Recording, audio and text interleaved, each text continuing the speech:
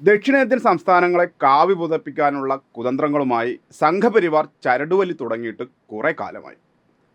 കർണാടകയിൽ വിജയിച്ച ഓപ്പറേഷൻ താമര പക്ഷേ മറ്റു സംസ്ഥാനങ്ങളിൽ കാര്യമായി ഏശിയില്ല, പ്രത്യേകിച്ച് കേരളത്തിലും തമിഴ്നാട്ടിലും. കർണാടകയിലാണെങ്കിൽ ഇപ്പോൾ ഭരണവുമില്ല.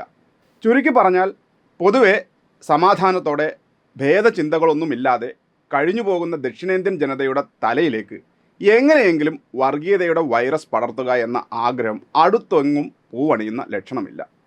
അങ്ങനെയാണ് നേരെ ചൊവ്വേ നടന്നില്ലെങ്കിൽ പിന്നെ വളഞ്ഞ വഴിയെ പോകുക എന്ന പതിവ് ശൈലിയിലേക്ക് RSSും BJPയും കടന്നിരിക്കുന്നത്. അതിന് കണ്ടുപിടിച്ചിരിക്കുന്ന ഏറ്റവും പുതിയ മാർഗമാണ് മണ്ഡല പുനർനിർണയം. ജനസംഖ്യാടിസ്ഥാനത്തിൽ ലോക്സഭാ മണ്ഡലങ്ങൾ പുനർനിർണയിക്കാനാണ് നീക്കം. 2026 പുനർനിർണയം നടത്താനാണ് ഇപ്പോഴത്തെ പദ്ധതി. ജനസംഖ്യാടിസ്ഥാനത്തിൽ പുനർനിർണയം നടത്തിയാൽ ഏറ്റവും കൂടുതൽ നഷ്ടം ദക്ഷിണേന്ത്യൻ സംസ്ഥാനങ്ങൾക്ക് തന്നെയാകുമെന്ന് മോദിക്കും അമിത്ഷാക്കും അറിയാം. കാരണം ജനസംഖ്യാ നിയന്ത്രണ നടപടികൾ ഏറ്റവും കൃത്യമായി പാലിച്ചിട്ടുള്ളത് ദക്ഷിണേന്ത്യൻ സംസ്ഥാനങ്ങൾ തന്നെയാണ്. ഉത്തരേന്ത്യൻ സംസ്ഥാനങ്ങളിൽ ജനസംഖ്യാ നിയന്ത്രണ മാർഗങ്ങൾ പേരിന് പോലും നടപ്പിലാക്കിയിട്ടില്ല.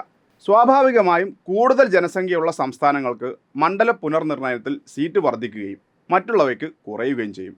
ഇത് ദക്ഷിണേന്ത്യൻ സംസ്ഥാനങ്ങൾക്ക് കനത്ത തിരിച്ചടിയാകും. തങ്ങൾക്ക് കൂടുതൽ സീറ്റ് കിട്ടുന്ന ഉത്തരേന്ത്യൻ സംസ്ഥാനങ്ങളിലെ സീറ്റുനില ഭദ്രമാക്കി അധികാര തുടർച്ച നേടുക എന്ന തന്ത്രം തന്നെയാണ് ഇതിന് പിന്നിൽ.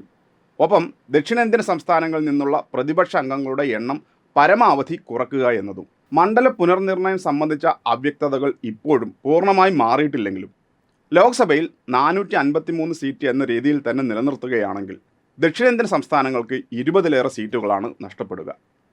ജനസംഖ്യാപ്രകാരം 848 മണ്ഡലങ്ങളാക്കിയാലും ഇതുതന്നെയാകും അവസ്ഥ. നിലവിൽ 20 സീറ്റുകളുള്ള കേരളത്തിൽ ഇനി 12 സീറ്റുകൾ മാത്രമാണ് ഉണ്ടാവുക. ആന്ധ്രാപ്രദേശിലും തെലങ്കാനയിലും 8 സീറ്റുകളും കർണാടകയിൽ 2 സീറ്റും കുറയും. പശ്ചിമബംഗാൾ, ഒഡീഷ, പഞ്ചാബ് എന്നീ സംസ്ഥാനങ്ങൾക്കും സമാനമായ സീറ്റു നഷ്ടമുണ്ടാകും. അതേസമയം ഉത്തരേന്ത്യൻ സംസ്ഥാനങ്ങൾക്ക് എല്ലാം കൊണ്ടും ലാഭമാണ്. നിലവിലെ കണക്കുകൾ പ്രകാരം UPക്ക് 10 സീറ്റും ബീഹാറിന് 10 സീറ്റും വർദ്ധിക്കും. രാജസ്ഥാനിൽ 6ഉം മധ്യപ്രദേശിൽ 4ഉം സീറ്റിൻ്റെ വർധനയുണ്ടാകും. മോദി സർക്കാരിൻ്റെ ഈ ദക്ഷിണേന്ത്യൻ വിരുദ്ധ നീക്കത്തിനെതിരെയാണ് ഇപ്പോൾ ദക്ഷിണേന്ത്യൻ സംസ്ഥാനങ്ങളുടെ യോജിച്ച പോരാട്ടത്തിന് വഴി തുറന്നിരിക്കുന്നത്. ജനാധിപത്യവും ഫെഡറൽ തത്വങ്ങളും കാറ്റിൽ പറത്തിക്കൊണ്ടുള്ള കേന്ദ്രത്തിൻ്റെ ഈ നടപടിക്കെതിരെ ഈ മാസം 22-ന് ചെന്നൈയിൽ തമിഴ്നാട് മുഖ്യമന്ത്രി MK സ്റ്റാലിൻ വിളിച്ചു ചേർത്ത സമ്മേളനത്തിന് കേരളവും ഐക്യദാർഢ്യം പ്രഖ്യാപിച്ചിരിക്കുകയാണ്.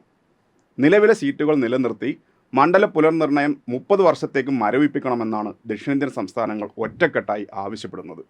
ജനസംഖ്യാ നിയന്ത്രണം കാര്യക്ഷമമായി നടപ്പിലാക്കിയ സംസ്ഥാനങ്ങൾക്ക് ശിക്ഷയും വീഴ്ച വരുത്തിയ സംസ്ഥാനങ്ങൾക്ക് പാരിതോഷികവും എന്ന അവസ്ഥ വരരുതെന്ന് മുഖ്യമന്ത്രി പിണറായി വിജയൻ തന്നെ വ്യക്തമാക്കി കഴിഞ്ഞു.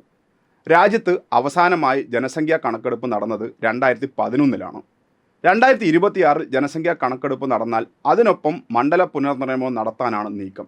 സംസ്ഥാനങ്ങൾക്കിടയിൽ ജനസംഖ്യാ അസമത്വമുള്ളതിനാൽ പുനർനിർണയം ഭരണഘടനാ ഭേദഗതിയിലൂടെ 2026 ശേഷമുള്ള ആദ്യ സെൻസസ് വരെ, അതായത് 2031 വരെ മരവിപ്പിച്ചിട്ടുണ്ട്.